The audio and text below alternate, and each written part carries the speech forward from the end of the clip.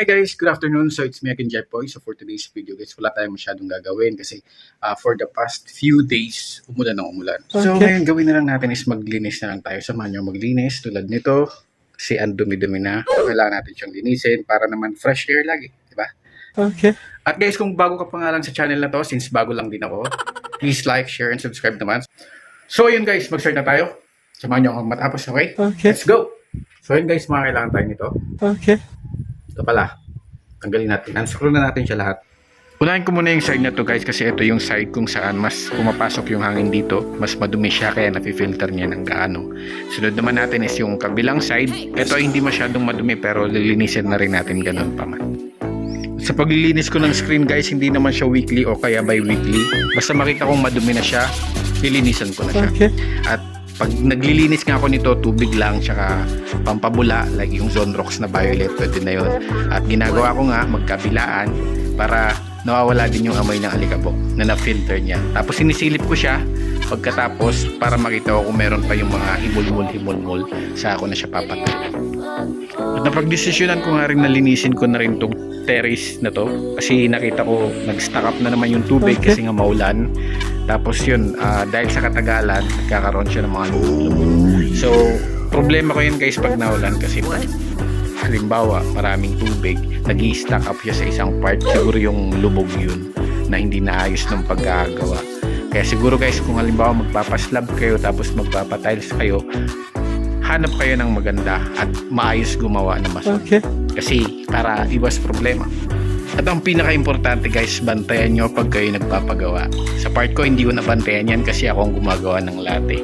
Ako nag-aasikaso. Kasi ako pa rin yung mga bumibili ng mga kakailanganin. Kaya yan, siguro negligence din sa part ko. Pero okay na yan, nandiyan na yan. At buti nga mas naging okay na. Kumpara nung una kasi dati, nung wala pa tong tiles, pag umuulan, tas nag-i-stack up yung tubig, ay, saan? Umuulan din sa loob ng bahay. Kaya hassle lang. Kaya maging wise tayo guys sa pagpapatrabaho ng ating mga ganyan. Okay, so tapos na tayo sa side na yun. Dito naman tayo sa kabila. Nakakapagod siya guys kasi medyo malawak din yan. Pero ginusto natin to kaya panindigan natin. So ayan, pati nga taas-taas niya, nililinisan ko yan. Tsaka yung mga gilid-gilid. Kasi nga ayoko nga nakikita na mayroon siyang lumot. Kasi yan yung nagkukos ng mga leak sa ating semento. So ayan, natapos din tayo. Pakita ko lang sa inyo. Ayan. Okay na, di ba? Pero medyo madilim na dyan, kaya sa ako lang naikabit yung ating screen. Tamang-tama naman na tuyo na siya. Pwede na. And yun nga, since gabi nga, inabot na tayo ng gabi, hindi na tayo makapaglinis ng kwarto, kaya dito na lang tayo sa CR. Okay. So itong CR ko maliit lang siya guys, pero hindi naman siya gaanong madumi, kasi ako lang naman ang gumagamit.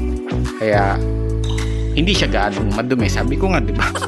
Ulit-ulit. Oh, bakit? Perfect ka? Ayun guys, so inuna ko nga muna dyan yung shower enclosure para from right to left o left to right. Basta alin dyan. Tapos nililinisan ko lang din dyan yung abot na aking maabot. Bounced problems yun. So ayun, so dyan muna ako sa mga gilid-gilid. As usual, yung mga gilid-gilid muna para malinis syempre. So sa taas muna banda, bago baba. Okay. So sabon-sabon muna tayo dyan, scrub mga gilid-gilid para mawala yung mga watermarks niya sa paggamit ng tubig. Tapos yun guys, pulido nga po tayo guys maglinis dyan. Kaya kung meron man po magpapalinis by service, pakicontact na lang po ako. Ano po? So ayan, wala na ako masyadong sasabihin. So magpatuloy na lang tayo dito sa ating mga voice over. Ang hirap naman pala mag voice over pag impromptu nga naman talaga. Pero ayan, sige lang. So maglinis na rin tayo ng ating salamin. Sabon-sabon, banlaw-banlaw, ganun lang naman eh. Tapos pagkatapos natin linisin yung salamin natin, dito naman tayo sa baba. Nanggaling tayo kanina sa taas, sa baba naman. Yan, kumuskus ka lang dyan. Pagkuskusan mo, pag-igihan mo yan, ginusto mo yan.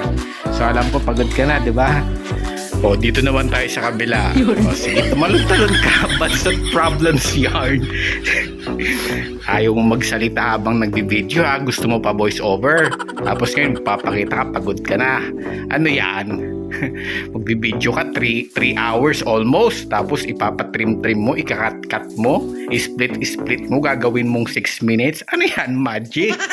Sige, maglinis ka dyan. For the sake of video eh. Oh, ano? Sige, pakita mo yan. Ginagawa mo ba talaga yan sa totoong buhay? Baka naman content mo lang yan. Yan ang ginusto mo eh. Diba? Buwak ka na ka. Sige pa. Pagod ka dyan. Pagod din ako dito. Parehas tayo. It's atay. Ano, hindi ka pa tapos dyan? O sige, yun baba naman. Sige, pagbigyan kita.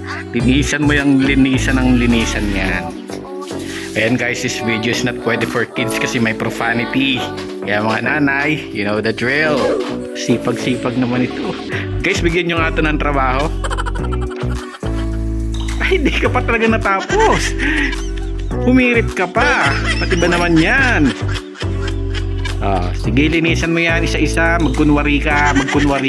Buwak ka ng inaka. Kunwari ka eh. Kala mo naman talaga. Ginagawa mo yan.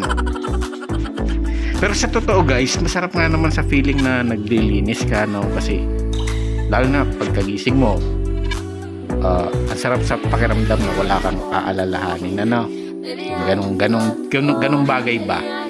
Kesa sa pagising mo tapos madumi, nakakapang-init ng ulo nga. And I commend myself there and mag-final look na tayo sa ating ginawa na parang wala naman nangyari. So ayan guys, stay tuned sa mga susunod nating videos hanggang sa susunod nating pagkukunwari. Bye! Thank you guys! Bye!